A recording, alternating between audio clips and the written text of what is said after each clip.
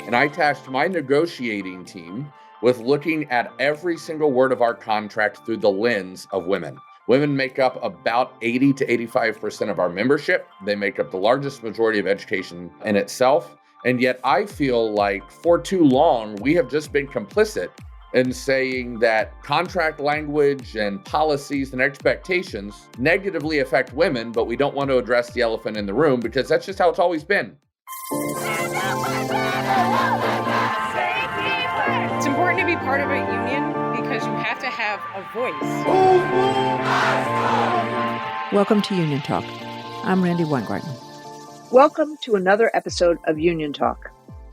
If you've listened to this podcast, you've heard us over the course of the last 2 years discussing the fight for American workers to have dignity and respect on the job, freedom, opportunity, agency, voice. These may be faraway words if you don't have a union, but this is what we're in the business for. Unions are in the business of helping working people. And most of the time, our employers don't make it easy.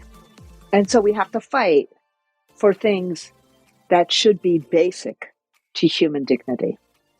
And, often you think about unions as fighting for benefits, or wages, or,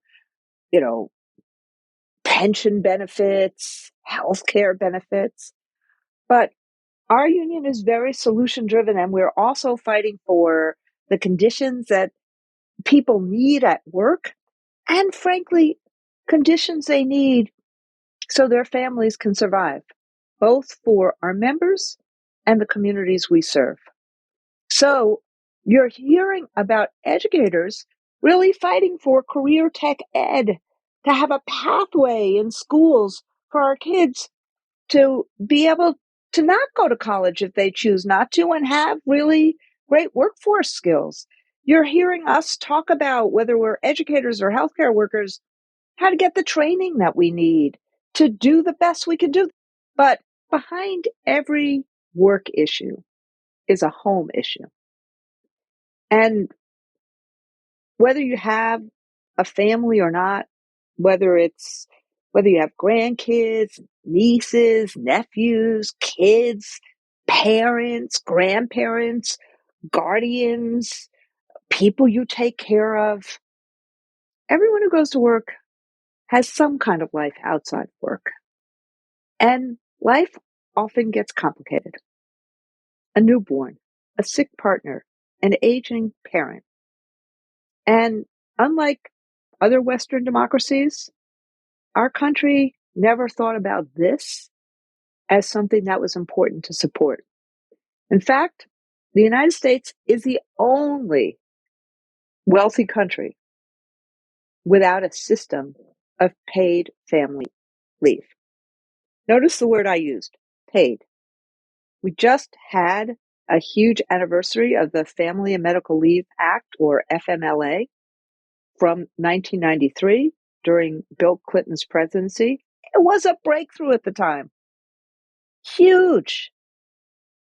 But it covered 12 weeks of unpaid leave to care for a family member. That's it.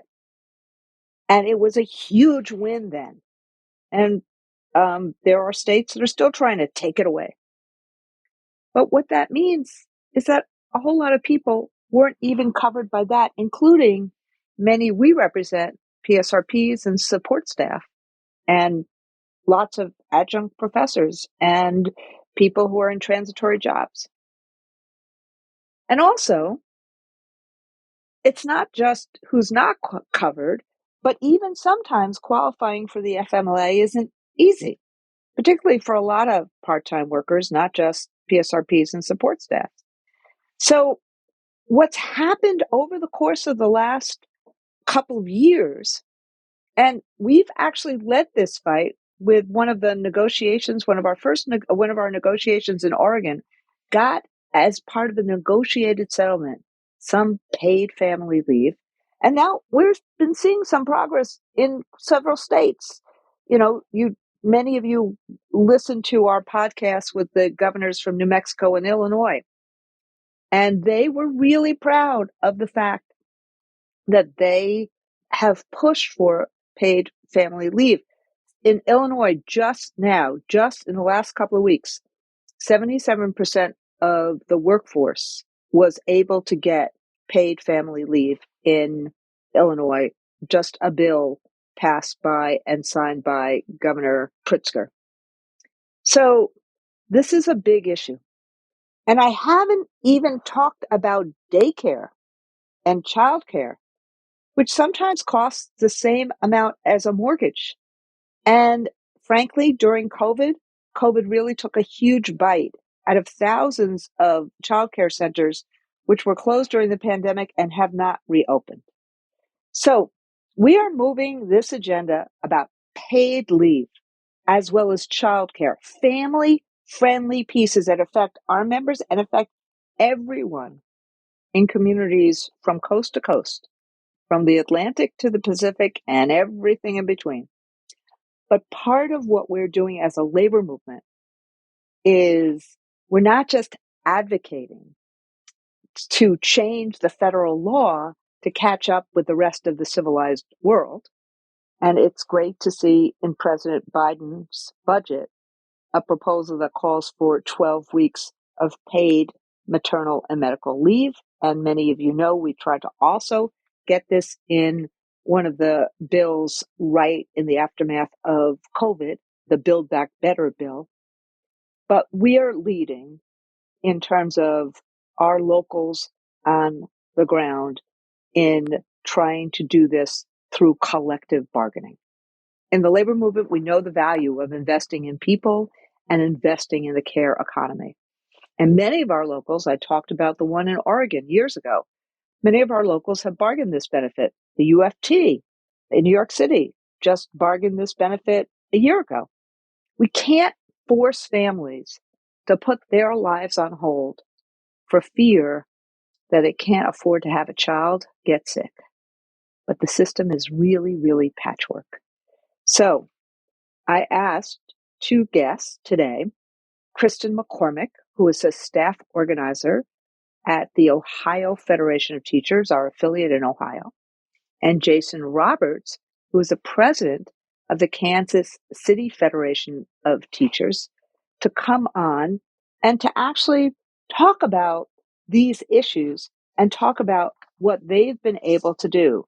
You'd expect me to ask Michael Mulgrew from UFT, but I wanted to ask people in the middle of the country, people where, people think that, and they are often forgotten, what these amazing leaders and organizations affiliated with us have been able to do with respect to paid leave.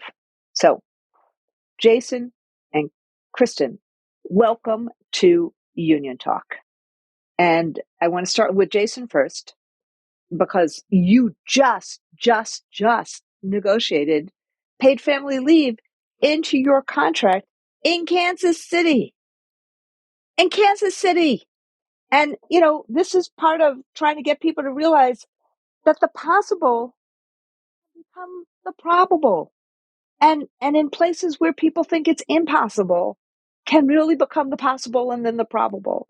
And you are a male leader of a local that understood how important this was. So tell us the story, Jason, of how you got paid family leave and how you understood how important this is.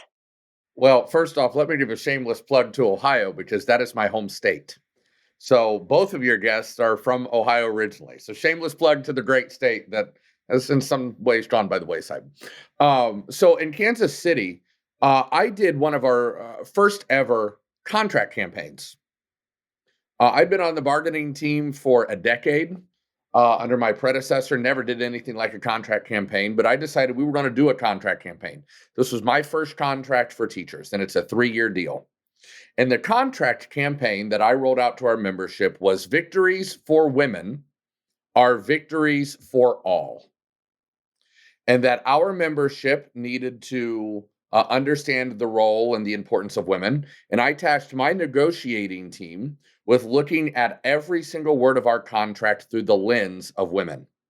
Women make up about 80 to 85% of our membership. They make up the largest majority of education in itself. And yet, I feel like for too long, we have just been complicit in saying that contract language and policies and expectations negatively affect women, but we don't want to address the elephant in the room because that's just how it's always been.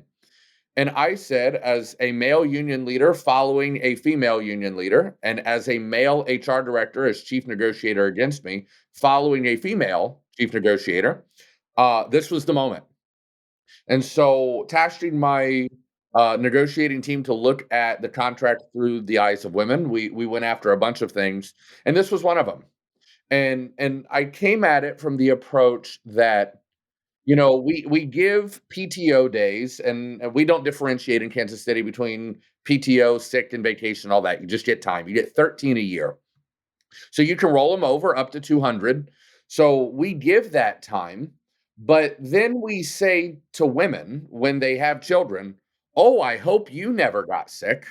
I hope you never had to take care of someone else. I hope you didn't have to bear the brunt of, taking care of another child or a sick mother or some emergency. I hope you were able to accumulate at least 6 weeks of PTO so that you have time to take, because you can take FMLA and we'll grant it to you without really any issue.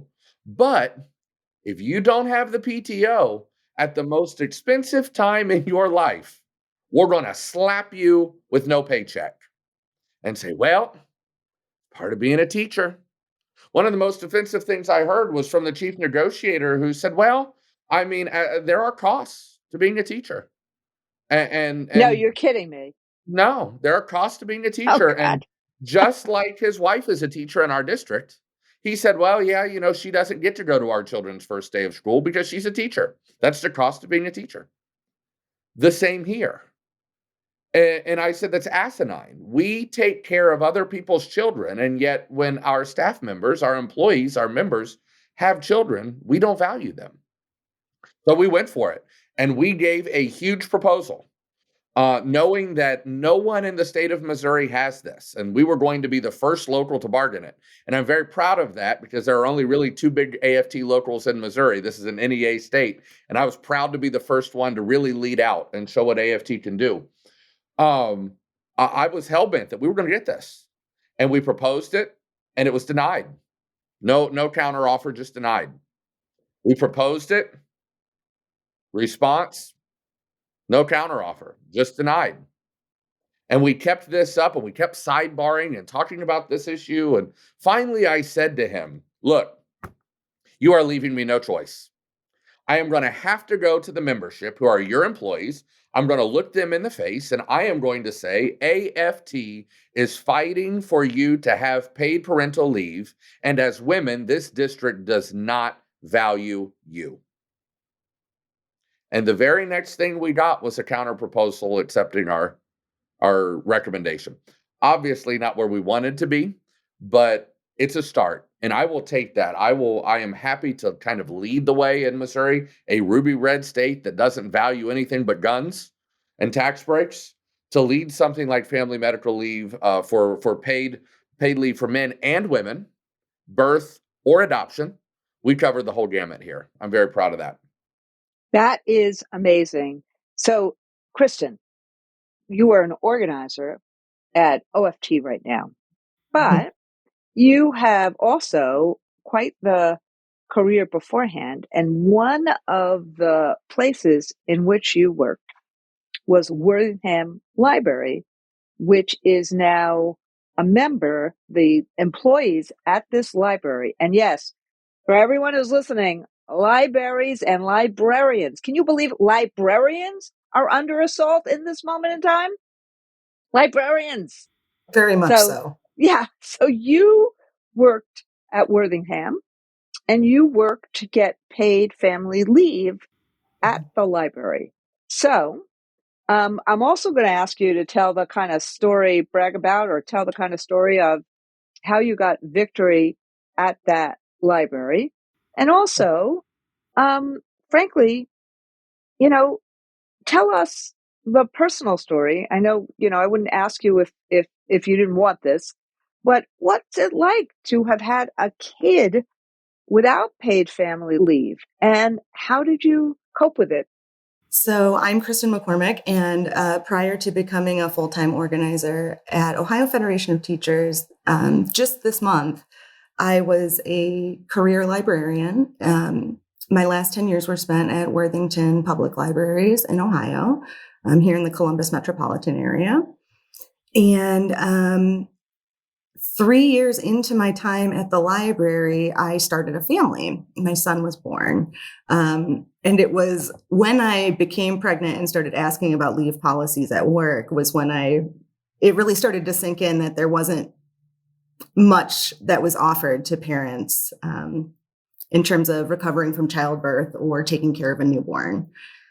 So at my library, once I became pregnant and I started asking those questions about policy, I learned that the library only offered FMLA to folks who were recovering from childbirth. So for me, that meant 12 weeks of unpaid leave. Fortunately, the policy also allowed us to take our vacation and sick time so that we could maintain a paycheck during those 12 weeks. However, the policy was restrictive enough that it required you to exhaust all of your sick and vacation banks before being allowed to take any unpaid leave. And the impact of that is that anyone who took 12 weeks and came back to work would likely have very little or no sick or vacation time to take in the event that their now newborn child gets sick, or in my case, I was diagnosed with a chronic illness shortly before I got pregnant. And so that meant that I was slower to recover from the C-section that I experienced. And so thinking about those possibilities and knowing as a disabled person that I might have complications during my pregnancy, I tried to plan ahead by asking what the library policy would do, or what the library policy would cover if, let's say, I needed more than 12 weeks off unexpectedly. And unfortunately, I was told that the library offered nothing beyond those 12 weeks, that basically, regardless of the reason, if I did need to take additional time, my job was not guaranteed past those 12 weeks, and there was no policy to supplement that. So it wasn't a great foot to start off on as a pregnant person trying to plan what my life was going to look like with a child. So I'll say that when I did return to work, like most new parents, I was exhausted, more exhausted than I ever could have imagined in my life, recovering from major abdominal surgery, so sleep deprived from caring for this tiny person who needed all of my time and energy. When I got back to work and I didn't have any sick or vacation time left, I basically was reduced to using most of my lunch breaks to run errands. I didn't have the luxury to take a meal break without having to scramble to get every responsibility done for my family during my free time. I also noticed that a lot of my fellow mother coworkers in particular sort of also performed this daily game of Tetris where we were trying to meet our family's demands, but usually at the expense of our own health and wellness. And something that also complicated my time back at work, which I don't think is uncommon, my newborn had some health issues. He developed chronic ear infections. He actually had 13 ear infections and 2 burst eardrums in the first 12 months of his life. So he was really struggling. Our family was struggling, to get him proper treatment. But because I had exhausted my leave banks during those first 12 weeks of his life, I was unable to stay home or take time off to take him to doctor's appointments because I had no paid time off left. And that was purely because the library's policy required me to use all of it during those 12 weeks. So even if I had saved less than 12 weeks of paid leave, I could have taken unpaid leave to get up to 12 weeks, but that wasn't an option since I was fortunate enough to have just enough time to cover those 12 weeks as paid. The other thing that happened during this time, because of all those doctor's appointments that my family needed, basically the entire burden of caring for our sick child went to my spouse. And had his job not had more flexible and family-friendly policies, I truly don't know how we could have coped. As it was a very difficult time to cope with not only the biggest personal change we'd ever gone through as with starting a family and having a small child, but to have to reckon with the lack of support offered at work and just as a society to new parents made it really difficult. Wow. First off, thank you for sharing. Sure. How is everybody now, though? Tell us. My son is 7 years old. He is healthy and happy and never stops moving. He recovered very nicely, but he ended up needing surgery. And so it was a really challenging first year or so of his life, for sure. So how did you get the library to, what was the collect? I know, just like with Jason, just like with UFT, New York City, just like with the Oregon higher ed folks, we did this through collective bargaining. So we got the employer to actually agree. And, Ohio is a pretty hostile place, as is Missouri these days, to workers' rights. So how did you get Worthington Library to agree? What was the campaign? We fought hard for paid parental leave during our bargaining sessions. I was one of the founding members of the organizing committee when we were first forming our union in 2020. And then I continued on the bargaining team through negotiations for the last year.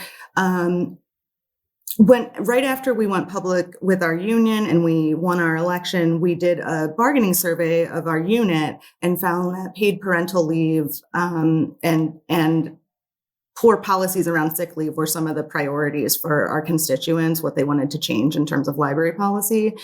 So we came to the bargaining table prepared with stories from staff who had experienced the impact of having no paid parental leave. In particular, I presented the policy, so I shared much of my personal experience as well. We tried to cover the 12 weeks so that it would run concurrently with FMLA. We really wanted to get 12 weeks of paid time off. So we fought for that. Unfortunately, the library ultimately fortunately, they agreed to give us 6 weeks of paid parental leave. So we're glad that we got at least enough time for birthing parents to physically recover in most cases. It was disappointing that we were not able to get them to agree to more leave. Another thing that libraries management argued for was to only pay out paid parental leave at 65% of our wages. They wanted that to go. The reasoning was that Bureau of Workers' Compensation only pays 65%. And looking at pregnancy as a disability, I guess, is how they rationalize that. But how that works effectively is just nickel and diming parents. It just creates more inequity and sets parents farther back in the workplace and just economically. I just can't see a reason for arguing to cut pay by 35% just because someone is having a child. But sounds like discrimination. It sure does. Yep. Yeah. Yes, it sure does. Especially when I could take my vacation or sick time at 100% of my pay, as long as it doesn't have to do with childbirth. But this was a big win for our library staff, especially in a workforce that, as the statistics sound similar to what Jason shared, women outnumber men almost or more than 8-1 in libraries. So it's been historically a very pink collar industry. Yeah. So that made it particularly shocking for me that there were no parental leave benefits offered in a workplace that was so predominantly women, which tend to be the caregivers or birth givers. Yep. Ironically, during those marathon votes for the Speaker of the House, the media reported about families in the House chamber, not just all the people who come in for swearing in, which was supposed to happen after the Speaker was selected, but there were kids. There's a lot of people in the House of Representatives now who, have small kids. So they, had some stories about dads taking care of their kids. It reminded me of what Jason said when we started this podcast about, how that leave is looked at as a women's issue as opposed to as a family's issue, as an all of us issue. Do you think that both of you, I mean, you answered some of this before, Jason, but do you think that childcare and paid leave would have more of a priority if it wasn't thought of as a woman's issue or a woman's work? And if so, what can we do to change that? I do. I think that if it wasn't looked at as a women's issue or women's work, there would be a different result. But I would even put a caveat on that. As long as your family is heterosexual. Mm-hmm. Because look at what Mike Pence has said about Secretary Buttigieg and the fact that he took leave. Mm-hmm. I would be hard pressed to believe that Mike Pence would say the same thing about Josh Hawley if he took it. I think that as long as you fit the heteronormative values of the Republicans' idea of family, then it probably wouldn't be such an issue. But if you deviate, air quotes, from that value, then suddenly you're not important. And I think it leads to a wide discussion around the definition of family and what is a family, what constitutes a family. And that's a discussion that many people don't want to have, but it's important because, paid parental leave and a gay or lesbian relationship may look a little different. And so what we tried to do in our proposal was to not put genders. Mm-hmm. We talked about primary and secondary parent. Now, the district ultimately rejected that language. And so we ended up with both parents can receive it if they work for the district. But I really do think that this is a issue that could easily be solved if we actually had family values, that the mother and the father contributed to the well-being of the children. We hear all about how children need two parents in this discussion about family, and yet we seem to then say, but only the mother should bear the brunt of raising those children. So then what is the value of the male in the relationship in this heteronormative family?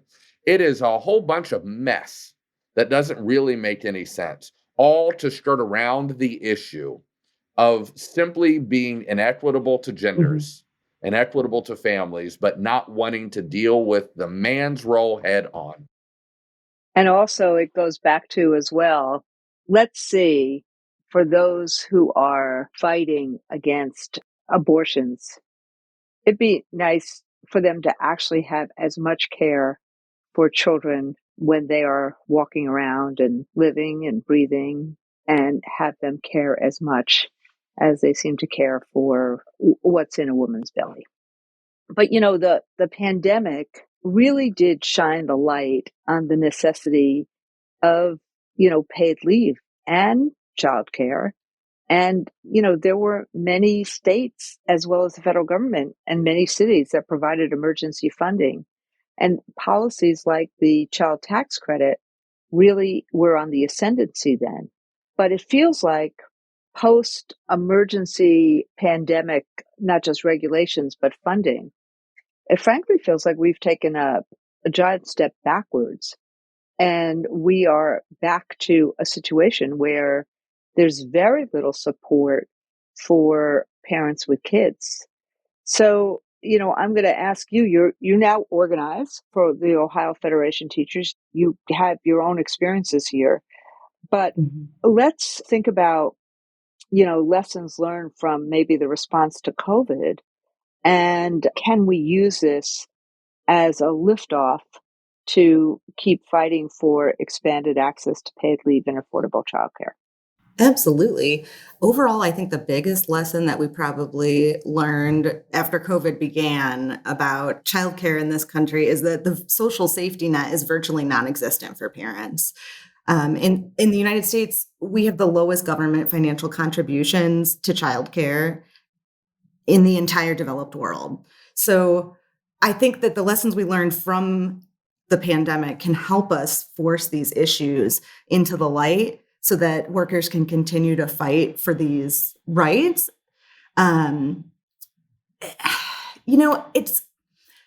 I felt having to stay home during lockdown at the beginning of COVID, and of course, my child's preschool had shut down. It also highlighted the fact that there's a real lack of financial resources that keeps women in particular from being able to either live independently or even above the poverty line.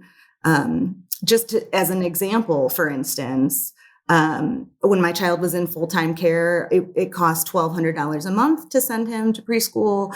My biweekly paycheck was only $1,205. So if I didn't have a spouse who also worked full-time, I wouldn't even have been able to afford to live because the average price of an apartment in my city is also $1,200. So you basically said that your entire paycheck went to childcare. I mean, yes. we've been hearing, we know it's about 33% nationwide average, but you just said your entire paycheck went to childcare. 50% of my monthly income went to preschool. And if I had been a single mother and I needed an apartment, well, that would have taken both of my paychecks, literally to the penny.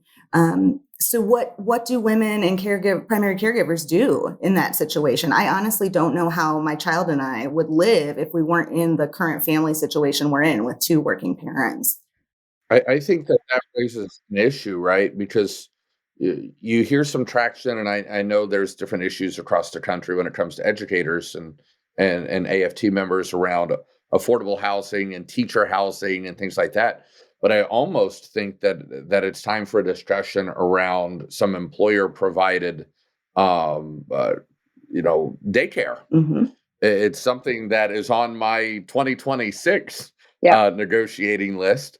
Should I be reelected next April to this local? I think it's important. We have to start talking about the employers are raking in the money. They're in education. We know that, good grief, a large percentage of the money goes to the top. It's mismanaged. They're feeding people at the BOE, but not funding our classrooms. We have an opportunity to really talk about this is a benefit to educators. This is a benefit to librarians. This is a benefit to paraprofessionals and to PSRPs that the employer can provide to do, because it's going to be a recruitment and a retention benefit. It's a benefit to AFT because it's more members that we can cover and bargain for. It's almost like that's going to be, in a couple of years, the next podcast with AFT on Union Talk is, collective bargaining daycare for our members. It's just astronomical, and people can't afford it. We actually, one of the things I did in New York was we actually organized all the providers that were there providing for people with the welfare to work guidelines or guidance from the Clinton administration. And, and they all needed huge amounts of not only protection, but wage issues and things like that. And we're seeing that that's what the domestic workers are doing in terms of the care economy. And that's what we've tried to do. You're right, in terms of pre-K and Head Start. But it does feel like this is the next terrain and the next frontier. And one of the people who have put something out about this is, take Elizabeth Warren's proposal to cap the amount of costs for families to 7%, so that you can budget it, you can deal with it. And so that's, it's important. Some of our politicians and elected officials have really tried to weigh in here, and we lost it after, we really made a good fight about it, in the first year of the Biden administration. But we really have to come back to these kind of pieces in terms of the care economy. But I also think you're right, Jason, that some of this we have to do on local or bargaining level. But I also say that I thought it was really intriguing that Gina Raimondo, Commerce Secretary, in putting out the CHIPS plan, did say to get one of these grants for chips, talking to these big entities and Kristin, you know this quite well because Intel is one of the big entities building a plant in Columbus. That one of the things that they believe that the Commerce Department believes that they have to do in order to do this is to provide childcare for the very same reasons, Jason, as you just said. So it is part and parcel of the grant making for CHIPS, just like workforce development is part and parcel of that grant making. I should also say that, Tammy Duckworth has a bill called the ESP and School Support Family Leave Act to try to have more coverage that, including paras and other school support personnel. And I did also say that President Biden's request has up to 12 weeks of paid family and medical leave, and also calls on Congress to guarantee that employers offer a minimum of 7 sick days that workers could use throughout the year without jeopardizing their jobs. That was a big, big, big issue in the railroad situation. And you can see from all those derailments in Ohio right now by Northern Suffolk that, the workers really do have a point in terms of not enough staffing on those railroad cars, and they need more staffing. And so if they get sick or when they get sick, that their illness did not have anything to do with the derailment, completely mechanical, but something that Norfolk Southern has to deal with. But all these issues, I think, as we're all saying, are weaving together. So let me just ask one more question, which is, what do we think we need to do to help other leaders in our union, or to help convince political actors that this is important and the steps we need to take to get this done? I think I have two ideas. One of them is about how you bargain. I think some of the success we've had in this local over the past 2 years in bargaining for PSRPs, some historic raises in language here, and then bargaining this teacher contract is how I utilize bargaining. I utilize bargaining as an opportunity to tell stories. It is really hard for the employer to sit across the table and to listen to an employee tell the reality of being a PSRP, or tell the reality of, in this case, being a parent that did not have parental leave, and then tell them that their experience is invalid. Now, I was blessed in that when I chose my negotiating team, I had a female and two females that had been parents that this would not apply to, that wanted this. I had a male who was actively desiring to be a parent. And then I had a female who was pregnant and due in June. And we were able to attack it from the various perspectives of each one of them. This won't benefit me, but here's why it's important, because this is what it did to me. This is why it's important to me in the future. And for the female that's pregnant, this is why this is important to me now. This is a life issue. I think using bargaining to tell stories is important. I also think some of the success that I've had, not related to bargaining, but in turning around bad legislation in Jeff City, is you have to be able to speak the other side's language. So when you're talking about the importance of the family unit. So true. Yes. If you're going to talk about the importance of the family unit and the importance of the roles of family, then you have to go in there and speak their language. They were unrelated to family leave, but I was sitting in a leader of the conservative caucus in Missouri who was handing out a bunch of money to charters, unregulated. And I looked at her in her office and said, my God, you're just like Bernie Sanders and socialists. You're just handing out money without accountability. And she stopped. And she looked at me and said, you're right. And I said, you're violating your own conservative principles. I mean, let's talk about this. And all of a sudden, we began a dialogue about how you're being hypocritical in what you're doing. And if we can speak the other side's language with dignity and respect, really important issues with dignity and respect, we can get somewhere. So I think that we have to do this from the collective bargaining by telling stories, but we have to do it through the legislative process by being willing to talk to the other side and speak their language to them, use their talking points against them. I completely agree with you. I would say in schools and with my personal experience in libraries, both of those institutions espouse these values of valuing children and the youth in our country.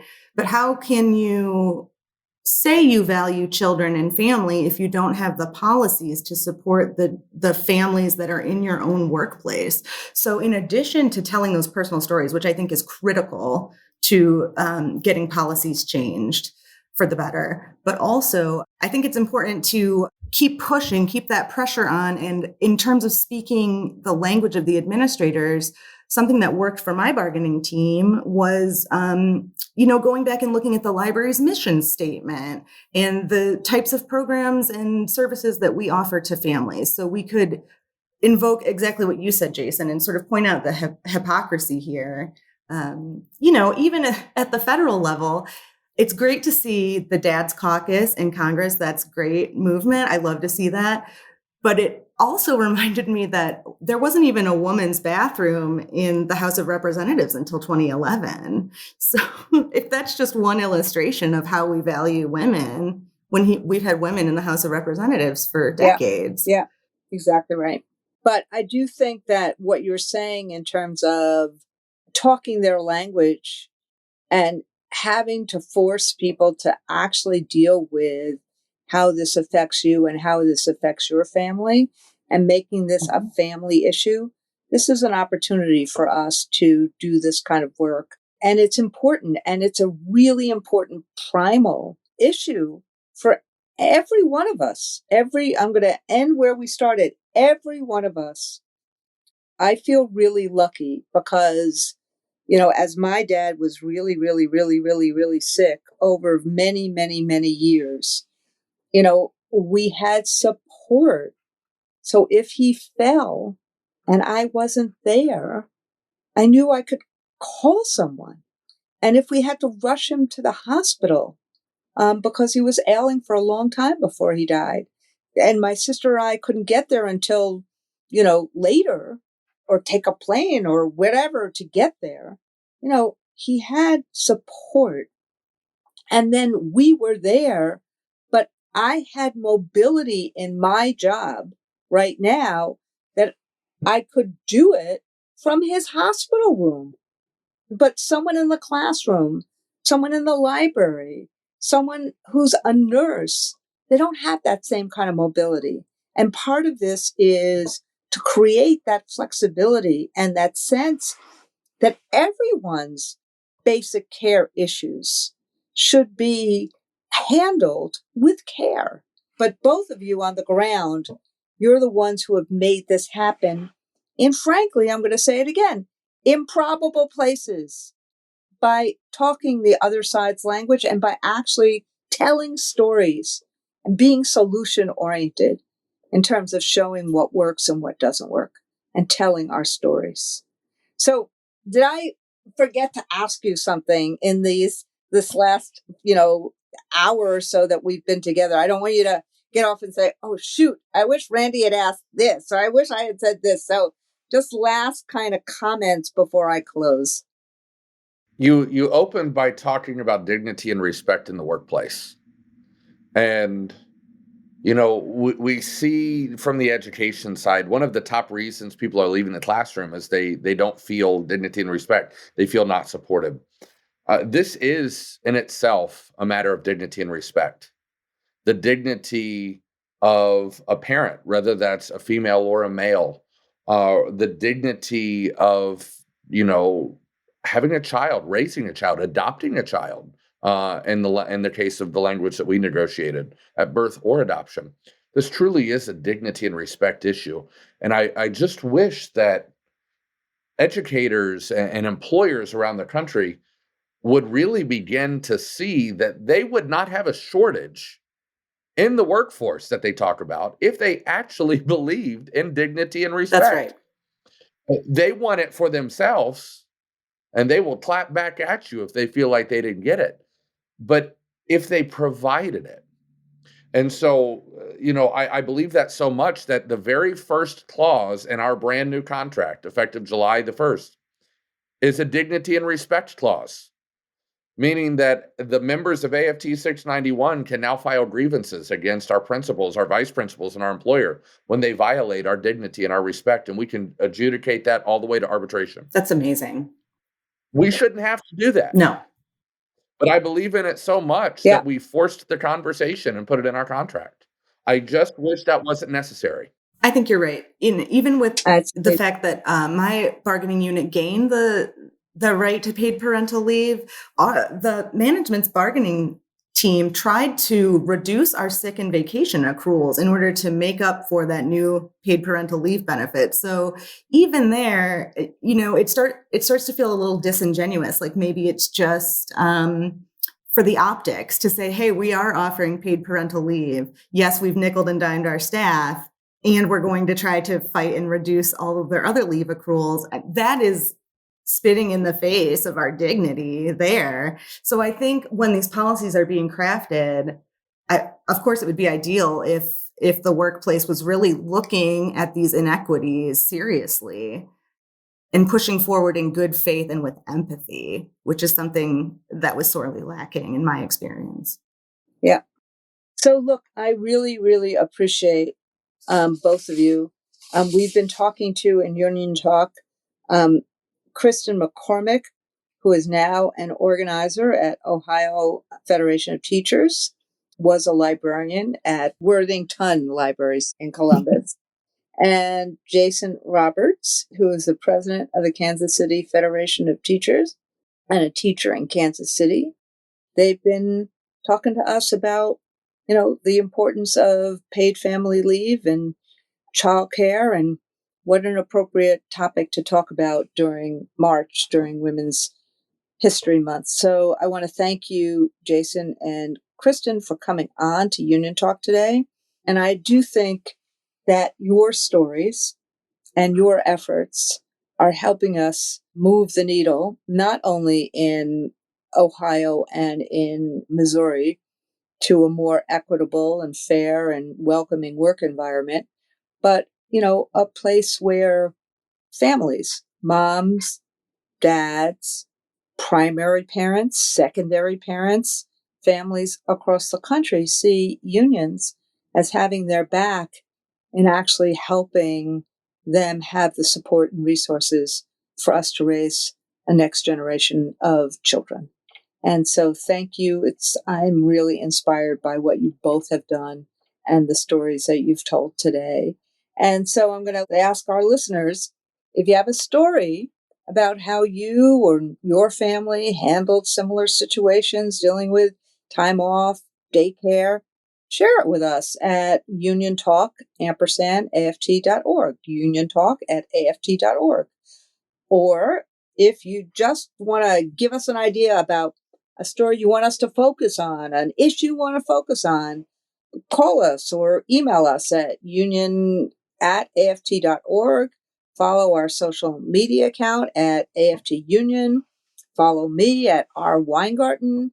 But ultimately, Union Talk is about how we solve real issues that really affect real people. And that's what we tried to do today about childcare and daycare and family leave. And for our listeners, thanks for listening, and talk to you next time. Thank you.